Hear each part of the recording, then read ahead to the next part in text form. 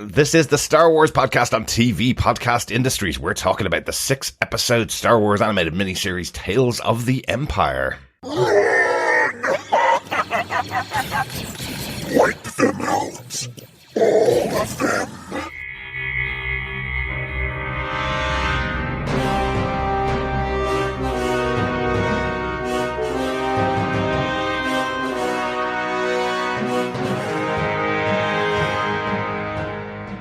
Welcome back, fellow Batchers and Star Wars fans, to TV Podcast Industries. We're talking about Tales of the Empire, the 6-episode miniseries from Dave Filoni. I'm one of your hosts, Derek. Hello there, fellow Batchers. I am one of your other hosts, John. Yes, welcome to this podcast where we'll be going through the 6 episodes. And of course, the Cantina Quiz from Bad Batch Season 3. Yeah, we finished up our 15-episode coverage of the Bad Batch, the final season, a really good animated series from Star Wars, of course, as we've covered every single episode of that show. And we've also, as John mentioned, put out our Cantina Quiz, a question for every episode, and we got loads of people entering their answers to the questions. So thanks so much to everybody that's been able to get your answers in. We had a little bit of a break between that episode and the new one, enjoying the sunshine and the Aurora Borealis and Doctor Who and the Eurovision. Lots of stuff happening over the course of this weekend. So yeah, absolutely. I hope everybody got outside to see the Aurora Borealis. That was very cool. Yes, it was very cool. Wasn't it? Yeah, excellent. Overall, John, what do you think of the Tales of the Empire, just before we go into the episodes themselves? Overall, I really enjoyed them. I think they kind of grew on me. I mean, certainly for Morgan Elsbeth, given that we covered Ahsoka, I was just really intrigued to see her backstory. Yeah. We saw her in The Mandalorian as the magistrate. Yeah. So it was good to sort of see her origins, Yeah. I really enjoyed that. Barriss Offee as well, just sort of watching the season 5 of Clone Wars where she is captured as the person who had attacked the Jedi Temple. Yes. And so hence with her opening in this series where she's actually in a cell away from the Jedi Temple as Order 66 is happening. I thought that was really good. And actually that story grew on me more the few times I watched the episodes. Yeah, we actually got these episodes before the show came out. We were able to watch them before that, and then because we were covering Bad Batch and the other shows that we're covering, we didn't get a chance to cover them earlier than now. But that works out really well for us, right? Yeah. One of the things that struck me with Tales of the Empire is, I remember when we were kids and we watched Return of the Jedi for the first time. We're big fans, obviously, of the original movie series, and between that time and the time that we got the prequel series, there were loads of interviews with George Lucas where he'd talk about, the notes that he had about characters that he created for that trilogy series, that he had loads of stories to tell about them. And this feels like this is Dave Filoni's version of that. Whereas they stayed in the notepad that George Lucas had written them for, 25, 30 years between movies. Dave Filoni's able to walk into Star Wars animation and go, I have a story here. I have a concept here for a character he created like Morgan Elsbeth or Barriss Offee, where I want to tell another story outside of a movie or outside of a series. So it's really exciting to get to see his vision for these characters brought to life through the other writers and through the animators. Absolutely. And I think from these, the one person who I would really like to see this kind of treatment on is the Grand Inquisitor, actually. Where did he come from? Yeah. Because where he has been in live action or in the animation, it's like he's just popped up. Yes. Yeah. Was he a Jedi at some point, like, say, Barriss Offee? Maybe. In terms of her story here, what was the origins of the Grand Inquisitor? Yeah, that'd be an interesting tale to tell in the future. Great stuff. Just a reminder, if you haven't subscribed to the podcast, we do cover lots and lots of stuff on TV Podcast Industries. Just pop over to our website at tvpodcastindustries.com and you can subscribe to the podcast there on any Imperial or Rebel podcast player of your choice and join us for it's almost 1,000 episodes of coverage of great TV shows. Yeah, absolutely. And of course, for any of the TV shows that we are covering, if you have any thoughts, theories, comments, or observations on any of the shows, then please send them in to feedback@tvpodcastindustries.com. We love to hear your thoughts. Absolutely. The way we're going to cover these 6 episodes here, we're going to cover 1 episode as each of our points, basically. So we're going to have 6 points, which is the 6 episodes here. If you haven't watched them and you're just here for the answers for the Cantina Quiz, you could skip ahead to about the 1:16 mark, where the Cantina Quiz begins and all the answers will be there, and the winner of the Cantina Quiz will be there as well. But I would suggest going out and watching the Tales of the Empire, though. Absolutely. They're great fun. It's only about an hour and 10 minutes total, isn't it? But let us get into our spoiler-filled discussion of these 6 short animated episodes of Tales of the Empire. Derek, what are some of the episode details for episodes 1 through to 3? Well, executive producers for the show, of course, is Dave Filoni. The story overall is written by Dave Filoni. These first 3 episodes were written by Amanda Rose Muñoz, who wrote many episodes of The Bad Batch. The direction for episode 1 was done by Nate Villanueva. He also directed episode 3, and Steward directed episode 2. 3 directors from Star Wars Animation who worked heavily on The Bad Batch as well. So lots of recognizable names there in the show. And I want to talk quickly about the names for the episodes. Yeah, absolutely. For these first 3, focused around Morgan Elsbeth. Absolutely.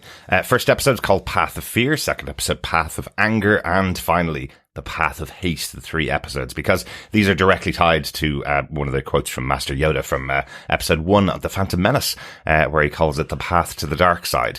Fear is the path to the dark side. It leads to anger, leads to hate, and hate leads to suffering. So fear, anger, and hate are the 3 episode titles. I thought that was a cool little callback to one of the most famous lines, I guess, from Phantom Menace. Absolutely. And it slightly ties in as well to the, to 4, 5, and 6 as well, around fear. Is it your ally or is it controlling you effectively? So yeah, really good. Well, let's get into it. Instead of blaster points, as I mentioned, we're going to have our Beskar Steel Spear points for the episode. Okay. So, without further ado...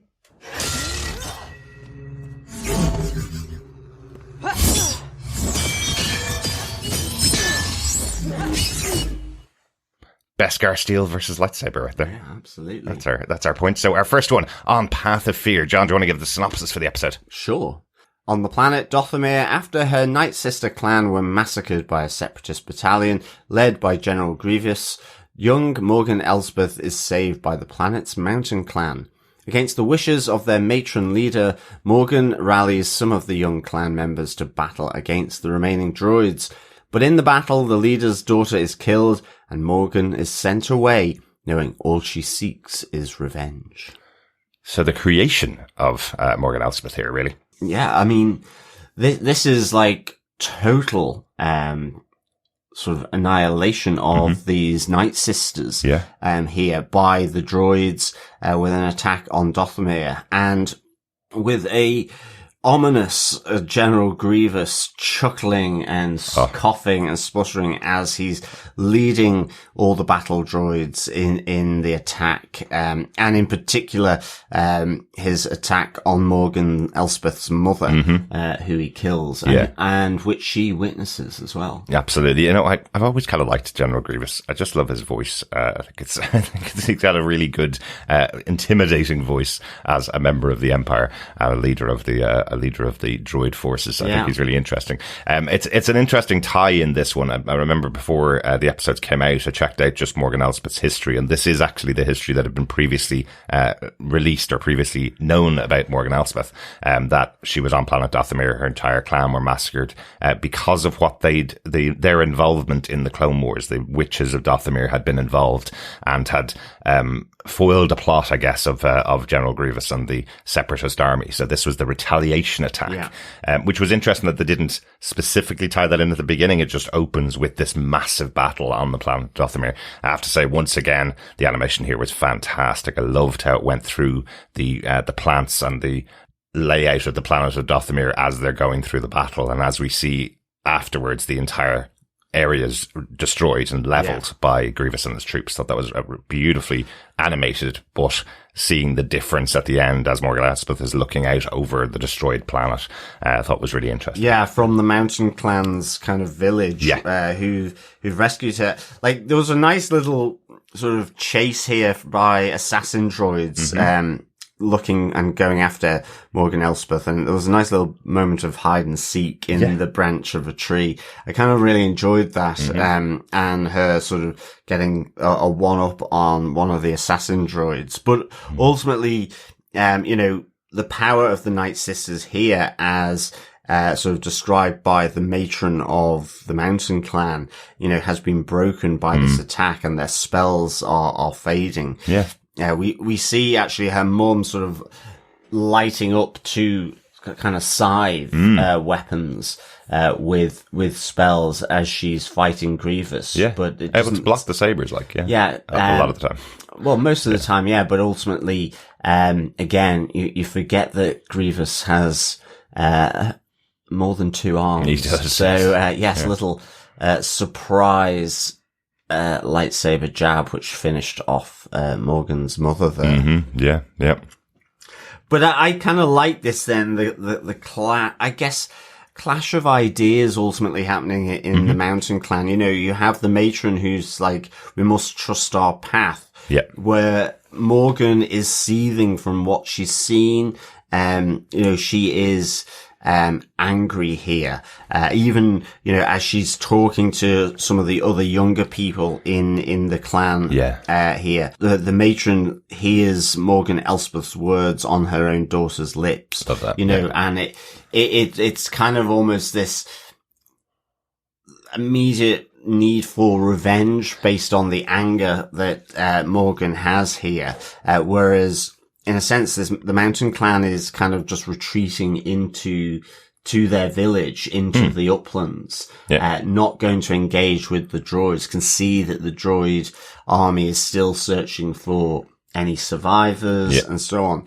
In a sense, it's almost like the light and dark side of the different witches on this planet. Yeah. And this is where the path of fear comes in. This is Morgan encouraging the younger members of the clan who don't have as much knowledge, of course, as the matron, who's the leader of their clan.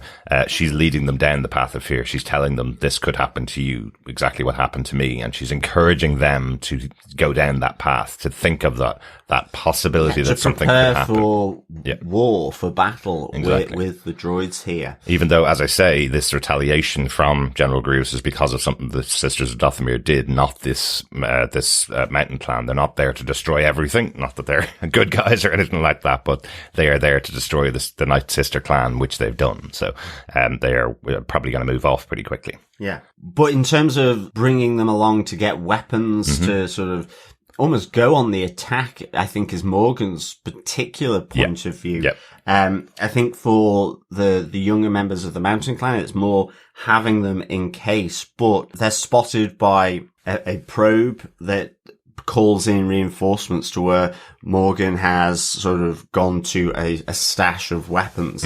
And the resulting battle here, as the droids come to effectively wipe out what they think are the remaining witches, brings about the death of the matron's daughter, Nardi, who is killed, and the matron ultimately rescuing them. And I love that she's, she says, don't assume just because I don't fight that I can't fight. Exactly. As she uses magic to take out both the droids and the ships. It significantly sort of tires her. You can see that. But, ultimately, she says to Morgan, your path is set. I pity you, for I can see what is to come. Revenge, yes. Revenge, fear, hate. It's a really interesting balance, isn't it? Because this is, the fundamental to Star Wars. We have the rebellion, we have the people that are getting together to go against the Empire. But there's that balance of, are they doing it for revenge, or are they doing it because it's what's right? It's because they want to free the people of the galaxy.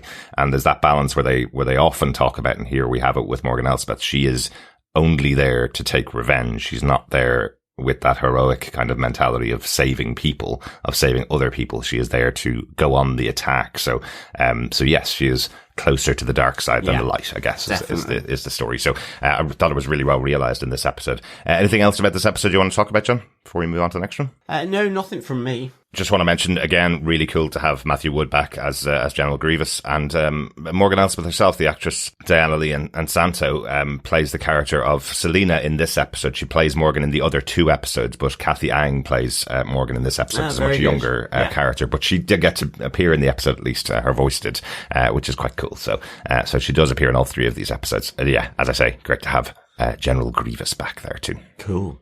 Let us get on to our second Beskar point, the Path of Anger.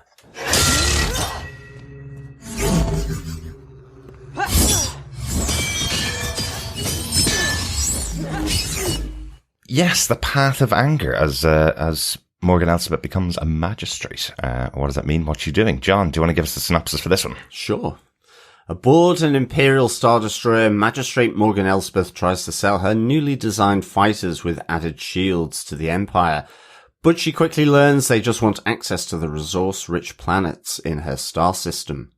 But one Imperial officer remains. Impressed with her designs, he asks why Morgan would want to share her abilities. She declares it's just for the glory of the Empire. Back on her shipbuilding planet of Corvus, the locals turned on Elsbeth when they learn of the rejection of the Empire. An assassin is sent to kill her, but using her considerable skill with her Beskar steel spear, she defeats the intruder Rukth and learns it was a test. Her new benefactor, Admiral Thrawn, wants her special knowledge added to his group to help quash the rising rebellion before the Empire grows fat and weak.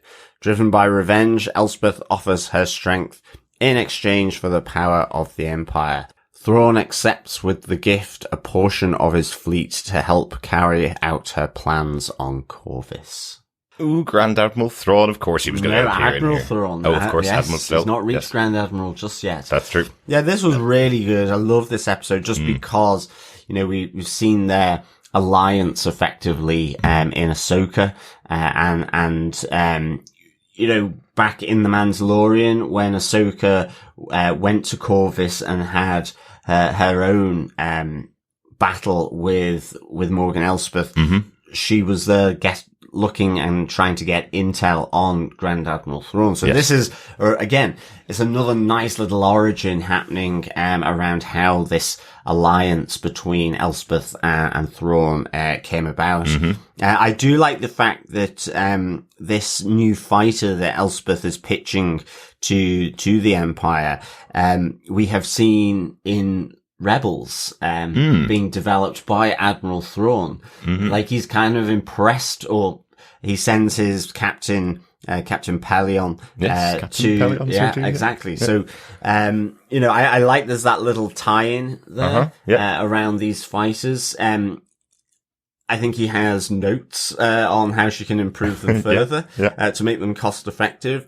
But I like the tie-in to this design that Elsbeth is pitching and the development of them that we saw in the Rebels animated series. Yeah, that is very cool. That is very cool. Could a pitch meeting go any worse, though? As you go to the Empire, and it just shows another little facet of the Empire. Actually, we didn't have any interest in keeping our pilots safe by having shields in our ships. What we actually wanted was the resources that you're using to do this. So prepare your planet. We're about to come in and take it over. Yeah, I kind of like harsh. that. In a sense, there's a betrayal here again for Elspeth. But in a sense, the Empire, just manages to pull it from the brink by Grand Admiral Thrawn recognizing something in Elspeth. Yeah. But when initially approached by Pelion, why do you want to lend your time and ideas to the Empire? She effectively gives the wrong answer. It's almost like a default of for the glory of the Empire. Yeah. And I like that this question comes back and returns to Elspeth when Admiral Thrawn asks her the same question. Yeah, that's really good. In this instance. Yeah. But again, just knowing that in a sense it is a default answer, in that moment. So Thrawn wants to test her and does so with his trusted assassin, Rukth. Yes. Rook, weirdly, the credits say that he's played by Warwick Davis. Yeah. Who of course played Wicket in Return of the Jedi, very famous actor now, but he has no lines and just has a couple of grunts. So I don't know whether they took it from a previous recording or something. But nice to have Warwick Davis have another appearance in a Star Wars property. Absolutely. But what I do like about this, and again, this kind of speaks to the writing that comes from Dave Filoni's story, I suppose, is creating these different facets of the Empire where they have the same goal. That there is the same goal that's there with Admiral Thrawn and the other members of the Empire, but they're going about it differently. And I really like that Thrawn is kind of going, well, everybody here is just totally overconfident. But if they could just see the true path of the Empire like I can, it could be ultimately very powerful. Like, again, if you look at the actual story of this episode here, the leaders of the Empire we're coming to your planetary system and we're going to take over the entire system. By the end of the episode, Morgan Elsbeth has actually been brought into the Empire. The planet hasn't been taken over by the Empire. She is now the leader of the planet, and she's part of the Empire. And servicing the Empire. Exactly. So they've not come in and taken all of the resources like they did in Kashyyyk, for example. They haven't come in and taken them over. They've just put her in a position where she's now reporting to somebody that she understands and agrees with. The lead Imperial at that pitch by Elspeth is Moff Isdane. Mm-hmm. And as Thrawn says, he says, he joined out of self-interest and greed. Mm-hmm. I can see the Empire is a wonderful construct, but problems start small, and I need people like you to crush it. And he's talking of the rebellion, and generally those small problems, those points of weakness don't get identified by the likes of Moff Isdane, mm-hmm. who are just thinking of themselves. And I kind of like that in a sense. It's showing here Admiral Thrawn is a true believer but is not arrogant to the position of the Empire, mm-hmm. Here. And, he asks again, why do you seek Imperial favor? And this time Elspeth, responds with, revenge for my people being wiped out. Yes, I seek power, but my anger is what I offer to the Empire, Absolutely. Which he accepts. As what is it, 3 or 4 Imperial Star Destroyers from Thrawn's fleet come into view above Corvus. Yeah, really cool. A couple of little things that I like in the tie-in here to the live-action appearance of Morgan Elsbeth. As you mentioned, she appeared first in The Mandalorian, season 3, episode 12, I think it was, the Jedi. It's the first appearance of Ahsoka in live-action and Morgan Elsbeth. A couple of things I like. Again, we mentioned the Beskar spear that she has in that episode. You see her here using it with Rook, the assassin attacker. So very skilled here. And we see in the battle with Ahsoka, she's still remains very skilled years on. Also, we see a couple of the characters from the live action. We see Wing, who would have been the former leader of the planet before Morgan Elsbeth came in and promised them the resources of the Empire, effectively, if they built the ships that she was asking them to build. You see him here in a much bigger role, I suppose, in the show. As far as I remember the live action show, he doesn't even get a character name on screen. He's kind of referred to as the former leader. Yeah, there's no, you see a lot of him, but there's no speaking lines for him. Here, he's the one kind of questioning, that Elspeth had promised much and had delivered nothing on her return back, and ultimately that the Empire was going to come anyway and take it. So they're willing to turn on her, and she does have this great line, these are not my people. But Wing is seemingly the person who was displaced previously, however that was done, but is still alive. So it wasn't like a bloody takeover by Elspeth. Yeah, it's like as if we handed over the reins to this dying planet with lots of people that could work and had resources but didn't have the support. It's like as if you handed over the reins to her and she willingly accepted them and closed the doors in their face as they start to complain about all the hours that they're working effectively for her. Yeah, exactly. I think that's it for me on the Path of Anchor. Is there anything else from you, John? No, that's all from me as well. Just really great to see a young, sprightly Admiral Thrawn here. Absolutely. Yeah, really good. And again, Lars Mikkelsen coming back and voicing the role again as he played him in live action and played him in the Rebels TV show as well. So again, bringing all of these actors back to do their roles is very cool. Yeah. And with that, let's get on to our final Beskar Steel point as we talk about the third episode of Tales of the Empire: The Path of Hate.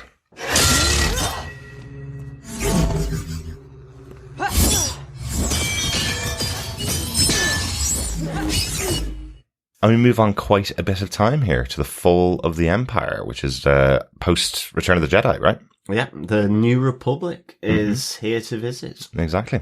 John, do you want to give us the synopsis for this episode? Sure. On Corvus, Ambassador Nadura of the New Republic pays a visit to Morgan Elsbeth's compound. She announces the end of the Empire, but learns the people are being worked to the bone. Nadura tries to petition Morgan Elsbeth for the release of the local systems and for her to leave the planet, but the magistrate is not for turning. Willing to let Corvus burn around her, she orders her guards to kill Ambassador Nadura. With the help of her troops, Nadura tries to reach her ship, but Elsbeth's troops destroy it and set fire to the forests of Corvus. Magistrate Elsbeth tells the people they are part of a greater effort to save the galaxy. As Ambassador Nadura lays dying, she entrusts her communicator to Wing, one of Corvus's former leaders. She tells him help is coming, but he must play his part. As the voice of Bo-Katan Kryze responds to the distress signal, Morgan Elsbeth ends the transmission permanently. So another really good tie-in episode, another bit of a backstory of Morgan Elsbeth and how powerful she's becoming now and who she is now. Yeah, it also explains why in The Mandalorian Season 3, all the forests in front of the city that Morgan Elsbeth presides over are all sort of charred and burnt. Yeah, and I do think, that in this arc of the 3 episodes, I think that's an interesting tie back to the first episode, as Morgan had looked over her own planet of Dothamir being burnt down, and here she is burning down all of the plants and trees here on Corvus, Well, it's interesting, isn't it? Because here is effectively, in some sense, an olive branch of the New Republic. Burnt olive branch. We're looking. Well, yeah, we're looking for this system to come into the New Republic willingly, but Elsbeth doesn't want any of this. You get the sense she hasn't even told her own people that the Empire has fallen. Well, yeah, they say news doesn't travel that far. It's sometimes very delayed to get there. Exactly, and. She is still an advocate and is allied to Admiral Thrawn here. So she, in her view, still sees the New Republic as the opposition here. Yeah. And, I love when she says, my world has been burning since I was a child. Why should this be any different? And in a sense, it's that scorched earth policy for the cause and effectively instructs her troops to kill Ambassador Nadura and her men. Now, I will ask, do you think Nadura was offering to bring the planet with Morgan Elsbeth in, or was she trying to get Elsbeth to release her grip on the planet and bring it into the New Republic? That's the kind of way I felt it. I think it was both. I think she was petitioning Corvus to become a new member. Right. But also, and effectively to allow them to come in. But I think on seeing how the people were being treated. So she meets Wing, and she says the people in the town are afraid.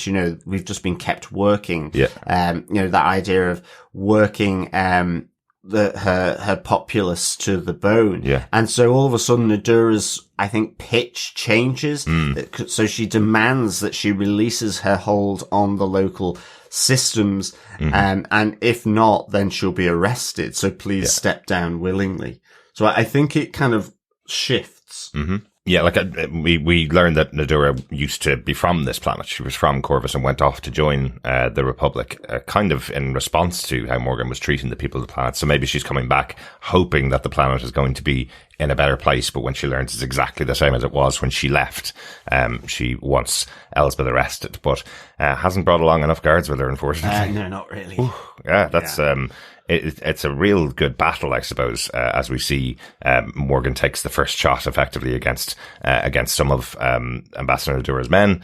She attacks them with her awesome spear, and her men take out the rest of Nadura's troops as she gets back to the ship. You know, I don't know, it's not the same situation, but it did remind me a bit of the scene at the end of Rogue One where Darth Vader's going through the ship, killing all of the rebels as they're trying to get the plans off the ship to start Star Wars: A New Hope, right? Yeah, and here it's this message that she needs to get out to the universe, to the galaxy. Yeah, the distress signal. Yeah. But the Republic ship is blown up, and the droid that's trying to send the distress signal is blown up with it. But Nadura does have her own comms link, and we hear Bo-Katan Kryze has received this distress signal, which is kind of quite cool. I know, I was kind of surprised. Yeah, I was. It's Ahsoka Tano that comes down to the planet and helps them out. So I guess Bo-Katan sent on the message to Ahsoka. I guess so, yeah. And saying, Morgan Elsbeth's here, you need the information about Admiral Thrawn, so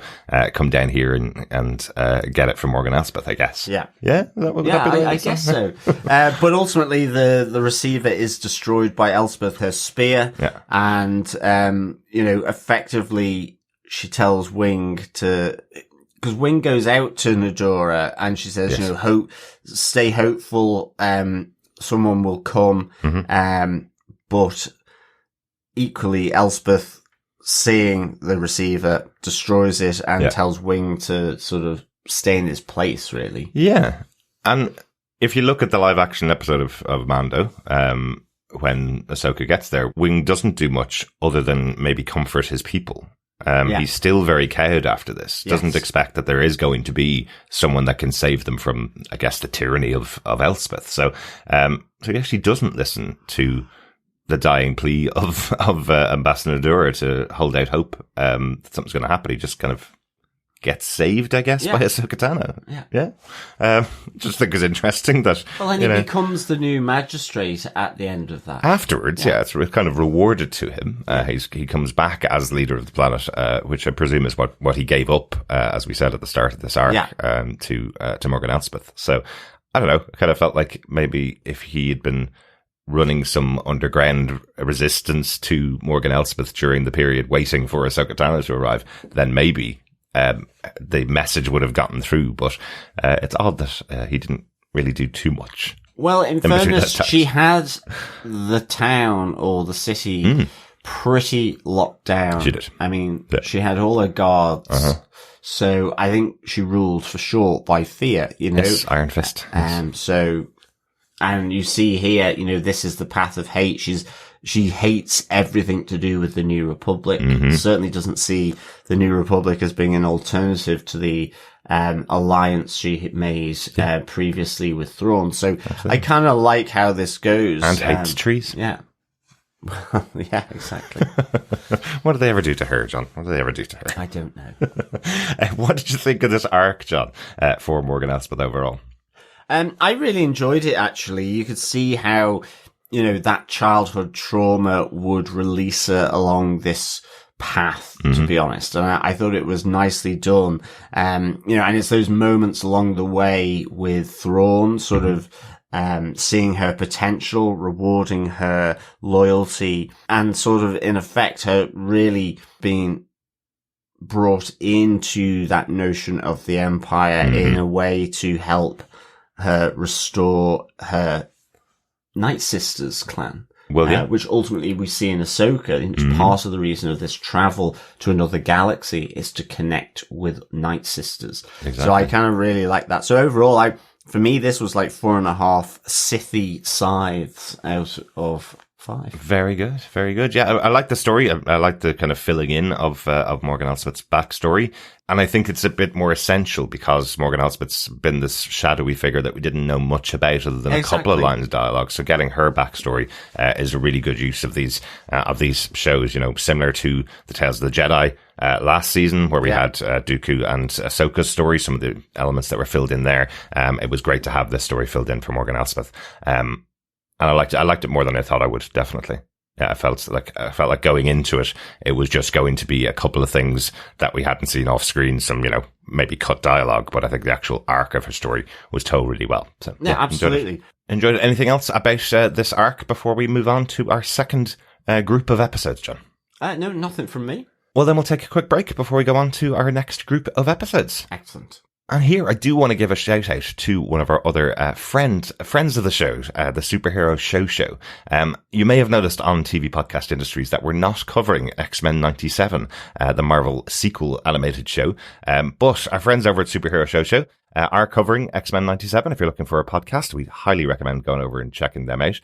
Much more adult orientated podcast, so definitely not one that you would play on speakers in work. But Cassie, Ryan and Mike have covered every single episode of the original X-Men animated series, and we're really excited to be covering X-Men 97. They're almost at the end of that show, but if you want a podcast to go along with it, they cover it as they cover now almost every single show based on a comic book, because they only covered one episode of Dead Boy Detectives, which we're covering on TV Podcast Industries, and they decided they're not going to continue with that coverage, and they're going to be sending all their listeners over to listen to our coverage of Dead Boy Detectives.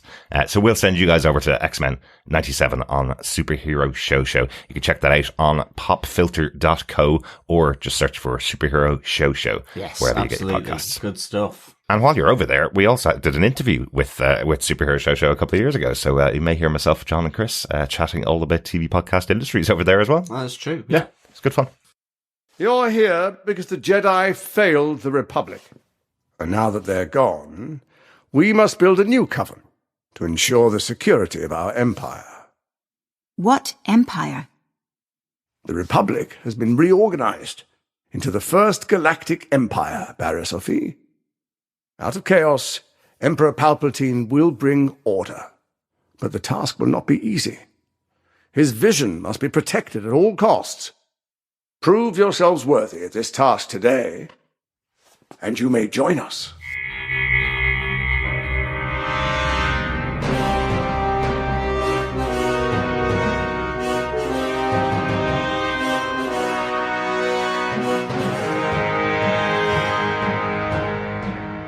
All right, we're back with the second half of Tales of the Empire, the story of Barriss Offee.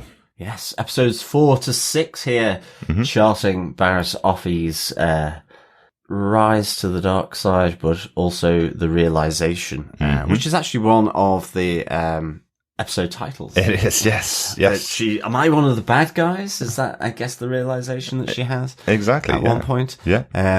But yes. And of course, Barriss Offee is kind of interesting in that, in a sense, she is the reason for Ahsoka leaving the Jedi Order, where Ahsoka was wrongly accused of attacking the Jedi Temple, being in cahoots with the Separatists, whilst being proven innocent by the last-minute intervention of Anakin, where he actually tracks down Asajj Ventress, who's also involved in that storyline, and manages to connect the pathway of this betrayal back to Barriss Offee. She is ultimately then arrested for that attack on the Jedi Council, but Ahsoka doesn't return to the Jedi Order after that. So quite a big character moment, I guess, from Barriss Offee. Such a big intervention in the path of Ahsoka Tano.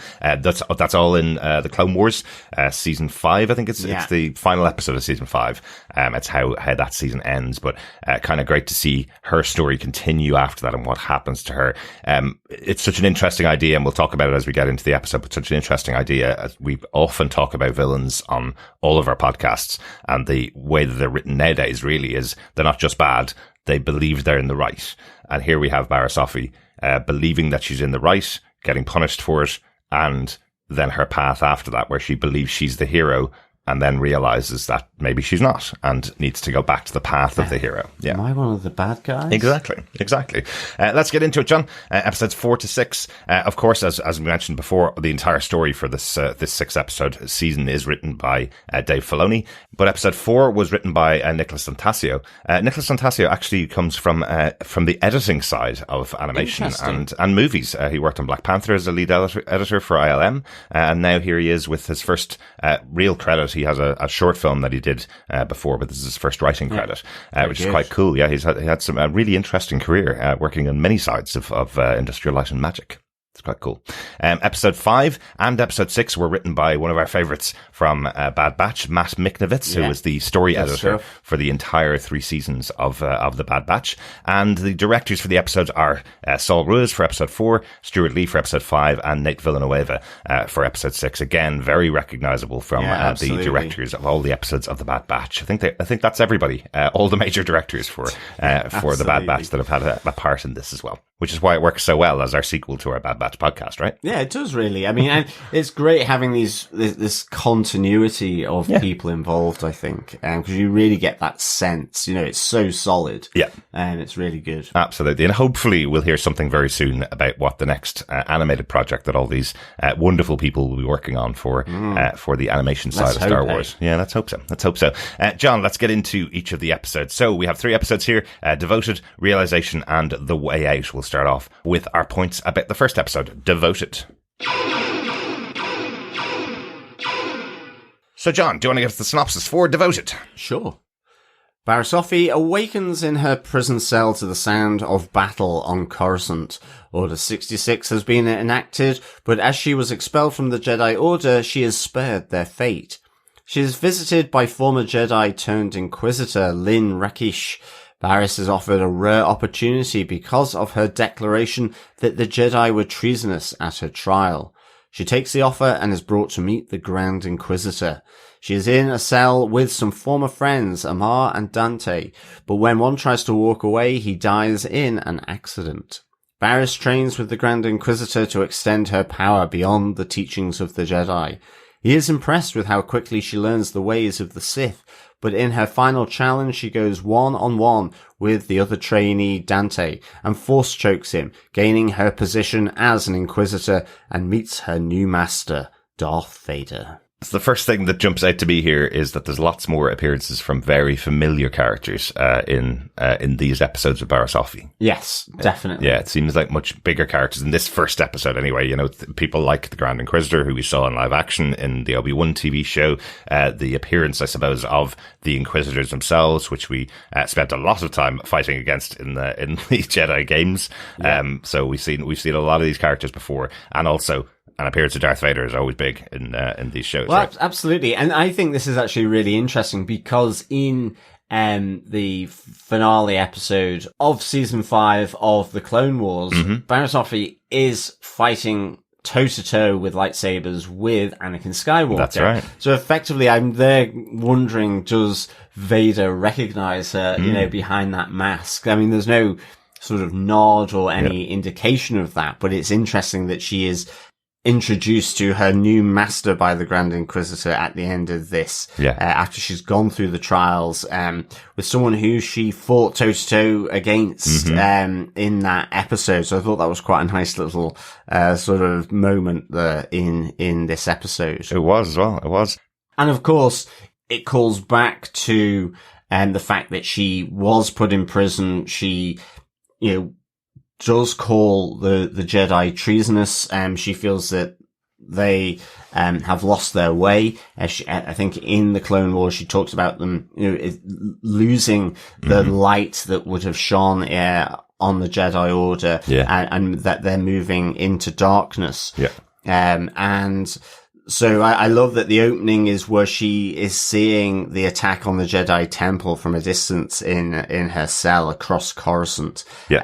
And with that then gets this offer from Lin Rakish, who is the 4th sister, in the Inquisitorial group. And she has this offer to convert to become an Inquisitor and takes her off to their headquarters, which I really liked seeing in the middle of construction here. We've seen previously on shows the tall spire jutting out of the sea, and here it's just beginning to be constructed. So everything below the water has been kind of constructed, and it's starting to rise up out of the ocean. So I like that little moment. Absolutely, and as we said, we've been there as Cal Kestis in the Jedi games as well. So paying a visit there, it's really interesting. I love the Inquisitors. I think they have a really interesting backstory, which is quite hidden. We haven't heard a huge amount of it, so it's one that's really intriguing. So an interesting way to learn about it is through these stories and tales of the Empire. One of the things that interests me most, and I've always questioned, is, these titles that they have. Lynn Rakesh here called the Fourth Sister. But there are other fourth sisters. There are other people, the sixth brother and the seventh brother, whatever the actual titles are. But it seems like, much like the Sith structure, someone comes in, challenges them for that role, and then if they win in the battle, they get the title of fourth sister or sixth sister, or whatever. And we see this here with both Barriss Offee and there's two other former Jedi here in Dante and Amar. And again, all having to prove themselves worthy, but ultimately with all the training that is being done. So I think, Amar leaves, but ultimately is brutally killed, I'm guessing, in an accident. Yes. But Dante is taken by Lynn, the fourth sister, and Barriss is taken by the Grand Inquisitor to train them and test, and to sort of push their limits beyond the training of the Jedi. Ultimately asking them to use your anger, and testing her. But ultimately it becomes a fight to the death between Dante and Barriss Offee here. And, you see that slight conflict here in that there's only one position. Well, yeah. And whether they should take the lightsaber that has been offered to them. It's Dante that kind of goes for it to begin with, and it forces Barriss's hand, really. Quite literally. She uses the Force choke with her hand. But all the time that if none of them choose to fight, they'll all die, because there is this circle of lasers kind of moving and gradually closing in and in and in to a pit in the middle that falls wherever it does. To death, I would guess. To death. But so it's it's the only way out. It's to fight. Exactly. Forced into this fight, against someone that she knew, and who she ultimately kills with a chokehold and a forced push down this sort of pit. Chasm, yes. Yeah, chasm. Chasm is a better word for it, I this feels really like a put your money where your mouth is type storyline. Again, we saw Barriss Offee and what her going up against the Jedi, putting herself in this position, and it kind of feels like the Empire and the Inquisitors are going, right, well, you felt that, and this is why you're still alive. Yeah. So now put your money where your mouth is, and off you come and join us or die, effectively. So I really like this idea for a story and for the continuation of Barriss Offee's tale, I suppose. And she gets welcomed into the sisterhood of the Inquisitors here by Lynn Rakesh. And as I say, then meets their master, Lord Vader. But interestingly here, we do see Marok coming into the chamber as well. He was the Inquisitor in the live action Ahsoka, who got taken out and killed and seemed to be dust, effectively. Yeah, he was working alongside Morgan Elsbeth, which is an interesting tie-in, since Morgan Elsbeth's story was the other half of this tale, but we don't see how she's working with Marok. He again is a character that we don't know much about. Haven't seen much about him at all, other than in the live action, where loads of people had speculation about who the character could be, but he is another of the Inquisitors here. He has no lines here, but nice to see him just in the background there. Yeah. But it did make me go, ooh, I wonder if we'll get a Tale of the Inquisitors as the next series, and we'll get to learn more about Marok. Love that. That'd be kind of cool. I've just got one other thing about this episode that I want to call out. It's the voice cast for the episode, because we have the Grand Inquisitor played by Jason Isaacs. Yeah. Which is quite cool. I love him as an actor. Really, really like him. But he didn't play the character in live action. No. He's back here playing the Grand Inquisitor in animation, which is cool. We've got Meredith Salinger reprising her role as Barriss Offee here, which is cool. And the character of Dante is played by Nicholas Cantu. You may recognize his voice. He played one of the Teenage Mutant Ninja Turtles in the very good animated recent Teenage Mutant Ninja Turtles movie. And he also played one of my favorite characters in The World Beyond, one of the Walking Dead spin-offs. So he's one of my favorite characters in there. So kind of cool to have him here in Star Wars again. Yeah. Great stuff. There you go. He has also played a character in Lego Star Wars, but one of the shows I haven't watched, so I don't know the character, I must admit. Anything else about this episode, John, before we move on to the next one? No, nothing from me here. Great stuff. Let's move on to point number 5. And episode number 5, Realization. Yeah, episode 5, with Barriss Offee now a member of the Inquisitors. John, do you want to give us the synopsis for episode 5? Sure. Barriss Offee and the Fourth Sister are sent to a planet to follow up on intel that a Jedi is hiding there. They investigate the planet, but Barriss Offee learns the people are mistreated because they're going against the Empire. She gets information from a young boy that the Jedi is hiding in the mountains. As the rest of the people refuse to give up the information, the Fourth Sister kills them all. She believes those who witness the Inquisitor's strength will respect it, but Barriss is concerned that driving fear will drive rebellion. When they find the Jedi, Barriss tries to talk him down, but the Fourth Sister tries to kill him, leading Barriss to break free and to try and kill her instead. Yeah, this is kind of interesting where, as the title of the episode suggests, it's realization. Yep. And I kind of like how this ties to Elsbeth's. We have Barriss questioning the methods here on her first mission with the Fourth Sister. That fear will turn people against us, will turn them against the Empire. Yeah. For the Fourth Sister, she's bought into the propaganda. It will make them respect us. Fear will kind of put them in place. As Moff Tarkin said, fear of this battle station will bring the systems into line. It's really cool because we have the Morgan Elsbeth 3 episodes where fear didn't turn her against the Empire. She used it to be part of the Empire. Because of the motives behind it. I mean, maybe she was fearful of them. Yeah. But she stayed in place. And it's just interesting, because of, I guess what happens in episode 6 around, is fear an ally for you to use, in the middle of battle to give you that edge, or is fear your master that you're, kowtowed by fear? Yes. So, I really enjoyed that, the central part of this episode, the realization that, the methods being employed by the Inquisitors in this town, where effectively the Fourth Sister wipes out all the adults. Yeah. She spurs the little kid that Offee has gotten the intel off to learn that the Jedi is hiding up in the mountains, but, the adults effectively, are not wanting to buy into the Empire and don't give the Fourth Sister any intel, so are dispatched. They're of no value. Yeah, yeah, exactly. There's a really interesting discussion, I thought, between Barriss Offee and the Fourth Sister, where the Fourth Sister's telling her, well, look, they're being treated this way because they're going against the Empire, and Barriss still slightly bought into the ideas, is saying, well, let's make sure we sort this out now, find the Jedi so that they can go back to being treated well by the Empire. I don't know whether you get it very well here, Barriss.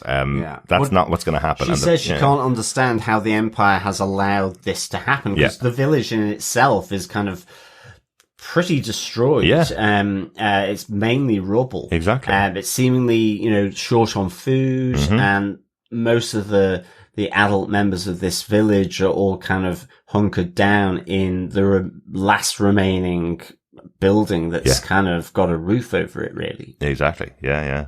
And then it comes to the climb up the mountain to find the Jedi that's up there, on unnamed Jedi here.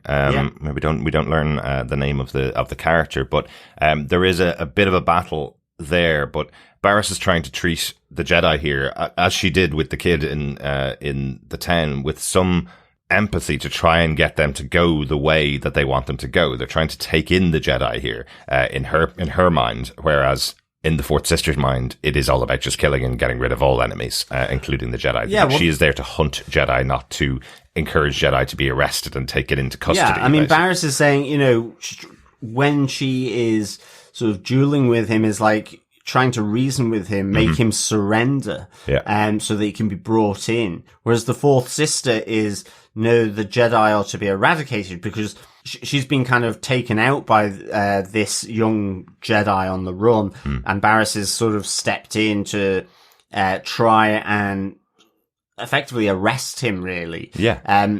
And the Fourth Sister lightsabers him in the back, really, as Barriss is trying to sort of reason with him. And, she says, well, the Jedi are to be eradicated. And I love then that Barriss Offrey just goes, then you have one left to deal with. Yes. And force pushes the fourth sister off the mountain. So, it's really cool. Yeah. And then promises to, with the Jedi who has been badly injured, says, I won't let you die, and looks to bring him off the mountain. Yeah. But it's in a sense, they've got different ideas of what they should be doing here. Yeah. And this is the realization, both in terms of the village, but also in saying that the Jedi are to be eradicated. Yeah. I think in a sense, she feels like being part of the Inquisitors was maintaining the Jedi Order in some kind of form. Yeah, but I think Barriss Offrey had come from a place where during the Clone Wars, the Jedi were almost the army of the Republic. And now, in this new order that she's part of, that she feels like she's, again, like a police officer going around the galaxy arresting bad guys. Yes, these are Jedi who are being hunted by the rest of the Inquisitors. So I love that realization that, hang on a second, maybe I'm not the good guy here, as we said. So, yeah. Well, it's also that, she was never, in a sense, against the Jedi. It was the way the Jedi leadership had taken the Order. And I mean, even in the Clone Wars, you very much get the sense, even from the Jedi Council, like from Master Yoda and so on, that there is a darkness clouding their view of things. Yeah. Like, this was part of Palpatine's view, was to kind of cloud the judgment of the Jedi through the manipulation of the Clone Wars. Yeah, exactly. And, as we probably would have said if we were covering the Clone Wars at the time, there's nothing wrong with Barriss Offrey's opinion. She was actually right. They needed to question themselves. The Jedi Order needed to question the path they were going down, and didn't do it. Yeah. Exactly, and it's part of the reason why Ahsoka left. Exactly. Because she goes, well, you didn't stand by me. Yeah. They were getting drawn into the bureaucracy of what Palpatine was doing. The master manipulation, yeah, exactly. Absolutely. Anything else about realization in the episode, John? Not really. Nothing other than we don't actually see whether she's able to save that Jedi, but you assume that she has saved him. But it did seem like quite a significant injury. It certainly did. So even in the next episode, you don't get a sense of whether this Jedi was saved. Yeah, exactly. I thought that was an odd moment that we didn't see them fly away on the ship or something like that to show that he'd been saved or something. And I thought the next episode was going to be directly after this episode. So speaking of which, let's get on to the final episode of Tales of the Empire. The final episode, The Way Out. As I mentioned, I did think this was going to start off with the Jedi. The parents that appear immediately at the start of the episode, I thought one of them was the Jedi at the beginning, but it's not. So they are completely different characters. Yeah, absolutely. Yeah. So, John, do you want to give us the synopsis for the episode? Sure. Parents cross a frozen wasteland to speak to an older Barriss Offrey. Their child was tested by the Empire. When the child was found to be Force-sensitive, they ran. Pursued by the fourth sister, who arrives to take the family, Barriss delays her, allowing their escape.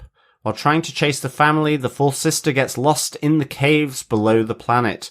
Unwilling to accept help or admit she's trapped by the Empire, she accidentally stabs Barriss.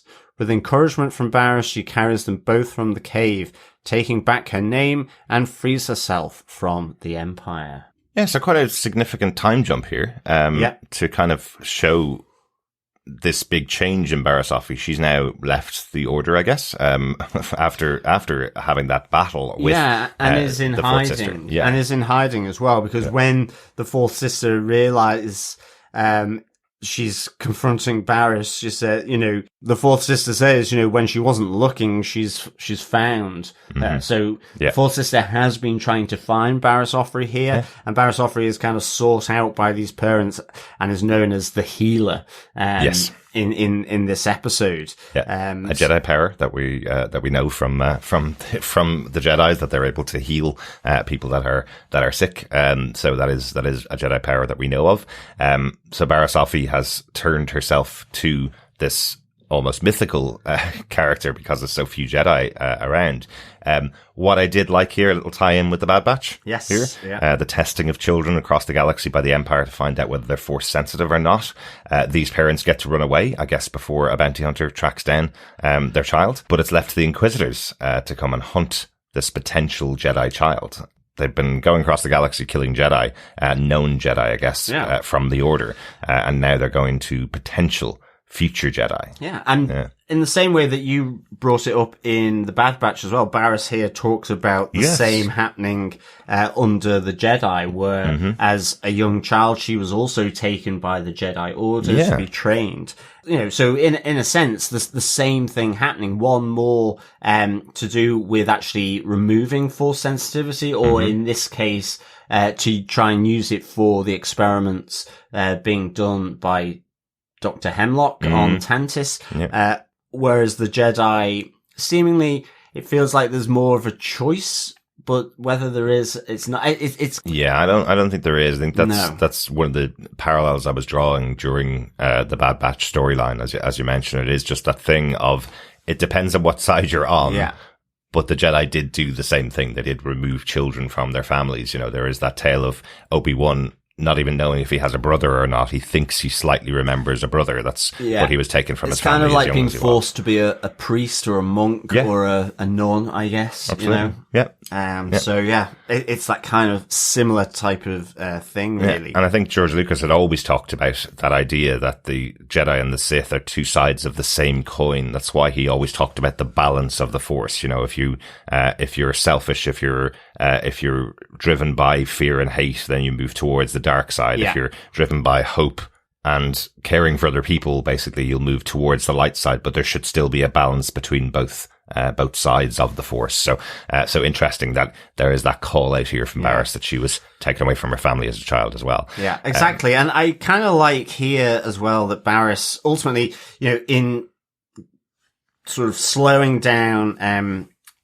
the fourth sister here as the parents and their child, as well as Barriss's helpers, manage to escape the planet through this series of caves. This series of caves becomes a way of, you know, metaphorical about being trapped and being able to find your way through this maze of passages within a cave. And it very much harks back to Luke Skywalker going into the cave to sort of confront what he could become. Here it's about the fourth sister confronting that she has been sort of trapped by the Empire as an Inquisitor. And I also think it has touches of Rey from the sequel trilogy going into the cave. No, exactly. It's that similar motif. But it's about getting lost within the cave, not being able to find her way to the truth in order to be truly free. And this is where I think you have an awesome line from Barriss Offee. He's saying, you know, fear is not your ally like you proclaim it, but it's become your master. Barriss is there kind of watching on as Lynn is stumbling around, getting more and more frustrated as, you know, the child escapes with the family. She can't find her way. She's wandering around, seemingly aimlessly, always a dead end. And you have Barriss kind of giving this commentary, but where the fourth sister, you know, is using her lightsaber, turns around and effectively skewers Barriss. And as she's injured there, she says, you know, you do know the way out. The fourth sister's like, but there's no way out here. And we have, that's what the Empire wants you to think. Absolutely. That there is no alternative, that you're trapped. And ultimately we see them, escaping the cave system, and with the fourth sister, or Lynn, carrying Barriss's body. I don't know whether she's still alive. I take it that she is. I think that she is. It doesn't seem definitive that that she's been killed, but Lynn takes her name back, leaves her lightsaber behind, and follows at least the teachings of Barriss Offee, where she's telling her there is always a way out, but they will tell you there isn't a way out. That's what the Empire want to do to you. They want you to feel there's no choice but their way. And as we said, there's quite a big time jump here between episode 5 and episode 6 with Barriss Offee, who has chosen the path to go back down the path of the healer, the path away from the Inquisitors, away from the Empire. So there is always a way out. And I think that's a really good message that comes from this arc of the story, that even in the darkest of times, there is always a way out, even if the bad guys will tell you that there isn't. You're stuck. Exactly. Yeah. Exactly. So we get end to the arc in this episode. Yeah, definitely. absolutely. I think so. Yeah. I ultimately, this arc of these 3 episodes, focused around Barriss Offee really grew on me, actually. Yeah, me thought too. It was, really good. Yeah, and it is a really interesting one. When I was getting prepared to go in to watch Tales of the Empire, knowing that the 2 stories were Barriss Offee and Morgan Elsbeth, I was thinking, the Barriss Offee one is the one I'm going to like more, because it's about the Inquisitors, the stories that we don't know. It's seeing the character after we saw her in the Clone Wars. That's a really interesting story. And I felt like because we'd seen Morgan Elsbeth in Ahsoka and in live action on Mandalorian, I was kind of going, well, we've seen a lot of her stories, so that's not going to be that interesting. And then when I watched them the first time, I went, actually, you get to the end of the 6 episodes and it's Morgan Elsbeth's story that's better. And then the second or third time, I think we watched it 3 or 4 times now. Now I actually kind of changed again. Barriss Offee's story with the arc of it and with this really hopeful end to it is actually a really interesting story. It is. But I did like both sections. I liked the 2 halves of the tales here for the Tales of the Empire. One, the path going down the path of fear, hate, and into the path of the dark side. And this one here, which is more hopeful, someone that had not gone down the path of the dark side, but is being pushed down that way because of their actions in the Clone Wars, and then turning back around again. Yeah, exactly. And going hopeful and encouraging someone out of the dark side. I thought it was a really good arc in this one. That's it. And I think episode 5 with Realization is kind of, it's a point of sort of confluence, I think, with Barriss and Elspeth's stories, talking about, what fear will do to people. Will it turn them against the ruling of the empire from the Empire? Will it make them respect us, or, and with episode 6, or is that just the entrapment of fear? But with Elspeth, in a sense, she's aligned with that philosophy, because she's using fear on her own people in Corvus. Exactly. Not her people, yeah. Well, no, not her, but you know what I mean? Her subjects, basically. Her subjects. Yeah. So, actually, Elspeth has gone down that path, and I guess it's to the matron from the Mountain Clan in the first, she can see your path is set. Yeah. And I know what this brings, so, exactly. It's those 2 sides of the coin, even just for, in a sense, I mean, I know Offee is a Jedi trained, but it's almost like she's like Ahsoka, trying to just distance herself from it entirely. She has these skills, absolutely, but has become a healer. She's not gone racing to confront the Inquisitors. Yeah. Exactly. They're choosing her own path. Yeah. Whereas Elspeth gets embedded more and more within the philosophy and concept that the Empire actually is. Exactly. Yeah. Really good 2 arcs here. What did you rate this second half, John? I really liked it. I'd give it 4 Hampton Court mazes out of 5. What's that, John? What? What's the Hampton Court maze? It's a maze like the caves. Oh, okay. Very good. Very good. Hampton Court. Okay. I haven't been. I don't know where that is. It was Henry VIII's palace. Very good. Very good. Yes. I like it. And I'm assuming there's a maze there. I haven't actually been to Hampton Court myself. Oh, okay. But I always remember there being a maze there. Okay. We'll have to go and visit that the next time we're in England, the UK. Yeah. I think so. Good stuff. Any final thoughts on the Tales of the Empire, John? I love these little snippets. It's like the Tales of the Jedi from, the previous year. Yeah. I think they add so many layers, and like I say, even watching this, really good to get Elspeth's backstory and even Barriss Offee that I wouldn't necessarily thought I would have wanted. And even just watching this, and they're going, something around the backstories, as I say, the Tales of the Inquisitors would be a great little sort of 6-parter, given the number of Inquisitors that we've seen through the show, the animated shows, live action, even in the games. Yeah. So, it'd just be really, really interesting. Yeah, that'd be cool, wouldn't it? It'd be really cool. I really like these 2 arcs. I think overall, versus the Tales of the Jedi, I think they learned a great lesson here, putting the 3 episodes together back to back about Morgan Elsbeth and doing the second half about Barriss Offee. Worked really well this time. I think they were alternating between Dooku and Ahsoka last time, so it felt like you were being pulled out of a story and pulled into another one, and then pulled out of that and pulled into another one last time. So while there are connective tissues between the 2, as we discussed here, I think it works better as 2 halves, and the 2 arcs here. Was a really good choice. And just one thing, because I didn't mention it earlier on, it was nice to have D. Bradley Baker voicing one of the clone troopers while Barriss Offee is in prison in the start of the arc, just because he's just said goodbye to the Bad Batch and has one more appearance afterwards. That was kind of cool to have his voice being the one to tell her, you're lucky that you turned on the Jedi yesterday, because here they are, they're all dead.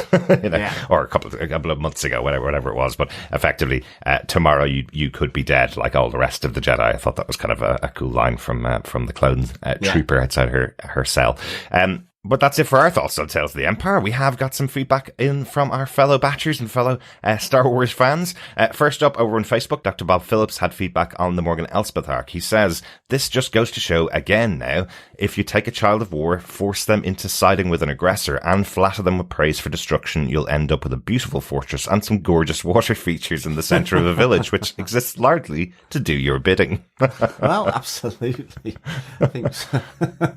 Flattery is the path to the dark side. It certainly is. It doesn't last very long, though. Go watch the Mandalorian episode that follows up from this, and you see she loses quite a lot of that, doesn't she? Well, she gets arrested. She does, yeah, and then released again that we see in Ahsoka. So I guess there's the through line of all of these. Yes. But she loses the lovely water features and the nice fortress. She certainly does. Yes, but she still retains that great kind of looking gold plated shuttle, which is fab. Thanks, Dr. Bob. Thanks, Dr. Bob. Joe Herbert says, I like these. It was a little surprising, though, how much time they spent on slow shots of people or ships moving, given how limited their time is. Could have fit a little more story in. I mean, they're certainly short, I think between 12, 15 minutes. 10 or 12, I think, yeah. So they're certainly time limited. And yes, I mean, I think you're always going to get these shots of ships entering systems, leaving systems, and entering planet atmospheres and all this kind of stuff. But generally, I thought the pacing was good on them, actually. Yeah. I find that they have a very efficient way of telling the stories, and they have a very specific story they want to tell here. So I don't think they want to cram in more in there. What you probably end up happening is if they took out those slow shots of people or ships moving, if they took those out, you'd probably have a shorter episode rather than them adding in more story. Because it's also an animated show. They want to show off how cool the animation is and how amazing they've done over the years with Clone Wars and with the Bad Batch and with Rebels, all those shows and the amazing animation that they have. So I want to show it off a little bit in the episodes. But great stuff, Joe. Glad you enjoyed the episodes. Yeah, thanks, Joe. Joel Sharpton says, this animation style is just beautiful. More of this, please, and thank you. Barriss's story was so tragic, and now, well, it's satisfying, isn't it? Morgan is a much more interesting character now than she was when first introduced. I get reasons why, but this really should have preceded her appearance in Ahsoka at least. Yeah, that's an interesting point. Yeah, it's filling in the backstory of a character that we've now seen for quite a long time. You know, I can see what you mean, Joel. It could have worked really well if it had been in between her appearance in Mandalorian and the Ahsoka TV show. I guess balancing this stuff must be so difficult. You know, they're working on that massive series, of course, with the Bad Batch. All of these directors and writers working on that show, and of course the animators, and then they have to fit in doing these Tales of the Jedi and Tales of the Empire as well, while working on that much bigger show. So I guess getting that timing right is really difficult. But they all exist now, right? So so people are watching it for the first time can jump over, see this backstory, and then jump onto Ahsoka. I guess that might be the way to do it. Exactly. Yeah. Thanks so much for that, Joel. Glad you enjoyed the animation as well. Thanks, Joel. Yeah. Russell Hooper says, very good series. Nice redemption arc for Barriss. I'd like to see if the Inquisitor she helped was able to get her to help in time. The Morgan Elsbeth trilogy was a little flat, maybe because I know about future events. Thrawn, as usual, was awesome. Now I'm sad because I don't know when we're going to get any more animated Star Wars, because we all know that sharing the podcast is sharing the... Wait, that's not my line. I meant animated Star Wars, the best Star Wars. Thanks, gents. I'm off to finish the final season of Babylon 5 so I can start on Shogun and listen to you guys some more. Excellent stuff, Russell. Thanks, Russell. Yeah, really glad you enjoyed the series. Yeah, I think the Barriss redemption arc, very good. Like you say, I mean, Thrawn is just great. I love every time he's on screen. They've just done irrespective. such... It's like Vader, you know? Just the presence is fantastic to have. They've just done such a good job bringing him into live action and animation. You know, again, we saw him all the way throughout Rebels. If you want to see more of him, you haven't seen Rebels, go definitely watch that show. But again, as we say, when we were kids and there was a real dearth of Star Wars content and nothing out there other than the Heir to the Empire trilogy, which featured Grand Admiral Thrawn, he became someone that lots of us latched onto on the page, and then they brought him into Rebels and brought him into live action and Ahsoka. So they've done such a good job translating something that as kids we all fell in love with because we had nothing else out there. And he was a great character. Not saying he wasn't a great character, but they've done a great job of bringing him here into the actual world of Star Wars. But it was also those books. He was a competent Grand Admiral of his fleet, you know. As I've said many a time, it's a really difficult balance because it's, you know, it's good versus evil ultimately at its heart. So the evil, you know, kind of needs to lose really. Yeah. And it's getting that balance, which I think Timothy Zahn did in the books of having him winning and then losing, you know, with his own arrogance. Even he suffers from that. That overconfidence. It's like with Vader, you know, the overconfidence, or Tarkin overconfidence. And so on. Like, and I've said, you know, that moment in Rogue One where the Star Destroyer comes out of hyperspace and immediately like blows up one of the rebel ships, and they're going, that's exactly what you think would happen. You know, this is much more advanced sort of weaponry in a sense. And that just summed up that, yes, they're all powerful, can do that kind of stuff, but ultimately it's the overconfidence that gets them and trips them up. Exactly. But yes, you're totally right. Great to see Grand Admiral Thrawn here. And Russell, I hope you enjoy Shogun as well. Absolutely. I like your little shout out of our share of the podcast is sharing love, because it is, Russell. Sharing the podcast is sharing love. So I hope you enjoy sharing and listening along with Shogun as well. A really fun podcast to do on an excellent show full of twists and turns, which we really enjoyed. Yeah. Thanks, Russell. Finally, Dr. Bob Phillips had some thoughts to share on the second arc about Barriss Offee. He says the Second Chances arc, the delicacy of this is beautiful. The arc of fall/rise and lifting others up after choosing to rebel against one broken system and align with another is much more subtle than I expected for a non-adult animation.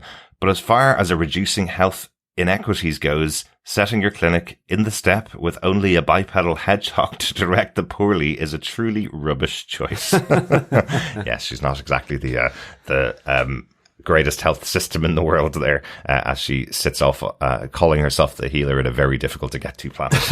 Absolutely.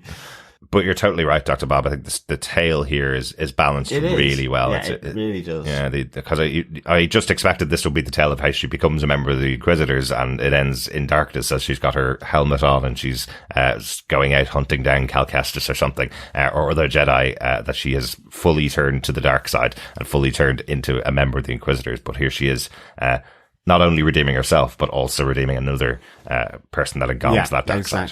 Yeah, great stuff. Thanks, everybody, for your feedback. Yes, thanks so much, everyone. It is off for a final drink the cantina for the answers to the Cantina pub quiz. Now, there may be, of course, some spoilers here for the Bad Batch. I hope you watched the series. But for those of you that did, we are going to go through the questions and answers that we gave out for the Bad Batch, and we will be announcing the winner of the Bad Batch Funko Pops. 5 Funko Pops to represent the Bad Batch. Only one missing is Omega, of course, for those.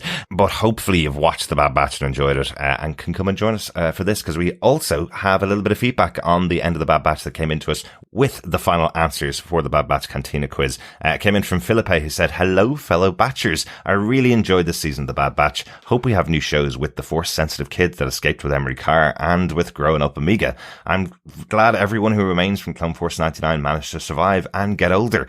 I want to know what made the Emperor change his mind about Project Stardust, besides the Resistance having blown up 2 Death Stars, and go back to Project Necromancer. Hope they give us more info about it in the Star Wars projects being developed, probably Ahsoka or Mandalorian related. Thank you for covering this show and all the other ones, of course." Thanks, Felipe. Thank you so much, Felipe. Really pleased you enjoyed the Bad Batch Season 3. And yeah, I mean, I think certainly there's a lot of explanation happening through these shows with what happened in the original trilogy, as well as the sequels to that trilogy with Rey and so on. So I'm enjoying it. Hearing these little bits and bobs and snippets, filling in those gaps, I guess. Yeah.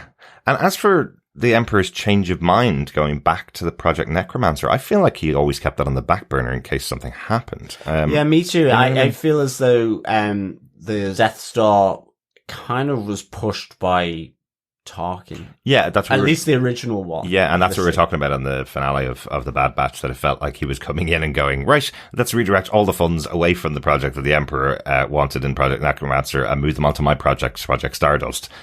Did the Empire actually give that direction, or did Tarkin just choose that himself because that's who he is? He goes back to the Emperor and goes, everything was destroyed, there's nothing left of Project Necromancer, so I made the executive decision to fund my project rather than your project. But I do think that the Emperor himself probably kept Necromancer ticking over in some way until he eventually could achieve his goal as we get into the sequel trilogy. But again, as you say, Felipe, we'll probably hear more about that in some of the other shows. Yeah, exactly. Great stuff. Let's get on to our Cantina Quiz questions and answers, John. Yes, let's kick off with question 1. What is the designation given to the lurker hound called Batcher by Omega? The answer is LH201. Yes, lurker hound 201. Yes. Yeah, we didn't really know how big Batcher would become in the show in that first episode. On to question number 2. The question on episode 2 was, what weapon does Stack excitedly see when he and Mox arrive aboard the Marauder? It's the DC-17. Yes. Yeah, very famous weapon in Star Wars. Good old blaster there. Exactly. For episode 3, what plan do Crosshair and Omega exact to take the shuttle and escape Mount Tantis? It is Plan 72. Yeah, there's one that was trained to Omega by Tech. Yeah. Yeah, of course. On to question 4 for episode 4. How many credits did Omega win in total at the card game played in the bar on Lao?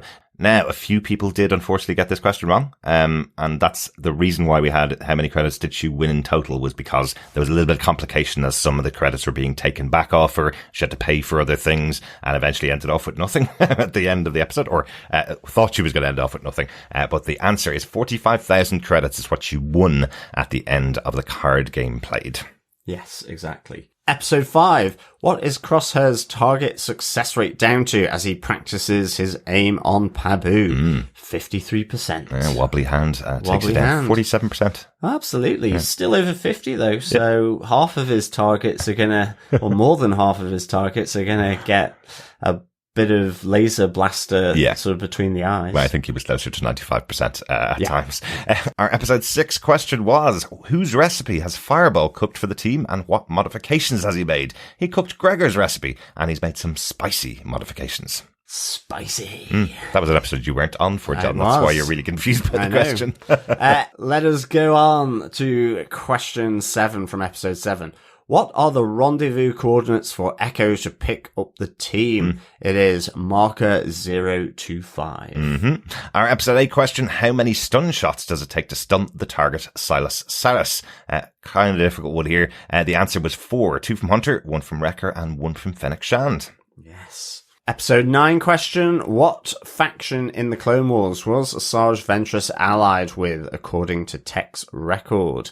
It was the Separatists, of course, led by Count Dooku. Yeah, you probably could have guessed that from the Wikipedia. I don't think you needed to watch the episode, but it was just a good little call out from Echo reading Tech's records that it was Asajj Ventress, member of the Separatists. Great stuff. Let's get on to episode 10 question. What specimen designation are Eva and Jax known by? Eva's SP54, and Jax is SP32. On to question 11. How many explosive devices does the operative shoot onto the Marauder? The answer is 3. Yes, blowing up. Effectively blowing it up. Yeah, destroying the Marauder. Episode 12 question. What species is Rampart's disagreeable labour campmate on Erebus? The species is Ugnaught. You may recognise them from Empire Strikes Back or Nick Nolte's character from The Mandalorian Season 1. Yeah. And the Ugnaughts. Old Ugnaughty. Yes. Episode 13 and question 13. What is the class of shuttle stolen by Echo and used by the Bad Batch? And what is the landing bay designation for the shuttle at Station 003, which is above Coruscant? The class of shuttle is an RHO class shuttle, and the docking bay is 5 TAC 02. Very good. Very good. Our penultimate episode question, episode 14, was how many fighters are deployed by Dr. Hemlock to intercept the Bad Batch on their arrival at Tantus? And the answer was 6 fighters. Yes. Wasn't enough, though. Well, it certainly wasn't. And the final question, question 15. What does Echo call Omega when he finds her on Tantus? Havoc 5. I guess that's a little call out to the Havoc Marauder as their ship, as the Havoc Marauder. So she's Havoc 5 because she, of course, is a member of the Bad Batch. Yeah. And there's 5 of them. So. Yes, I think that's the best explanation. There you go. We're trying. All right. That's it. That's all the questions and answers. Who is going to get their hands on the Bad Batch Funko Pops, John? Yes, let us put it into our electronic tombola. The entrants for our electronic tombola are Dr. Bob Phillips, Darth Von Doom, Rashi Raj, Will Walton, Natalie Plothow, Mary Lamb, Lisa Winrich, and Felipe Florencio. Yeah, there's 15 questions now, so a couple of people did get tripped up on the way to the final answers, unfortunately. But thanks so much to everybody who entered this time, and thanks to everybody who's been enjoying the Cantina Quiz. Okay, let's find out who's going to get their hands on the Bad Batch, John. Yes. Hey, Google, give us a number between 1 and 8. Here's a random number, 8. Wow, congratulations, Felipe. Excellent stuff. Congratulations, Felipe, on getting the Bad Batch Funko Pops. Yeah. Now, we do have the Bad Batch Funko Pops here in our house in Dublin in Ireland, but I'm not sure exactly where Felipe lives, so you'll either be getting them sent from us here in Dublin in Ireland, if I can afford the postage, or we'll get a set directly to your house. So I will be in contact with you in the next week, Felipe, to get your address to send them out. Congratulations and well done for getting all your answers in for the Bad Batch. Yes, congratulations, Felipe, and of course to all the other quizzers and fellow batchers who participated in this 15-question extravaganza. The final season Bad Batch for the last time we'll be doing a Bad Batch Cantina Quiz, unfortunately. Lots of last times when you get to a final season, John. I know. Sad. But thanks so much for joining us, and thanks so much for joining us for all of our coverage of the Bad Batch, of Tales of the Empire. We know Star Wars Acolyte is going to be coming out next month on Disney Plus, but we're not sure if we're going to be able to fit it in the coverage of that live action show. Yeah, we hope to, but we just have to see. But we are going to be covering The Boys, which is our biggest show on TV podcast industries at the same time. We're also going to go away to holidays for a week. So we may be missing out, unfortunately, on the Acolyte, but I hope you're going to enjoy that too. Yes. I'm looking forward to it. The trailer's been looking great. Certainly does. Yeah, very intriguing there. But yes, thank you, fellow Batchers, for joining us for this Tales of the Empire. Please remember you can support us over on patreon.com/TV Podcast Industries or buymeacoffee.com/TVPI. But of course, you can support us by subscribing to the podcast and of course sharing the podcast, because by sharing the podcast, you are of course sharing the love. Yes, thanks so much for joining us. Talk to you again next time. Yeah. Fellow Batchers, speak to you again very soon. In the meantime, of course, though, keep watching, keep listening, and of course, keep being bad. Bye. Bye.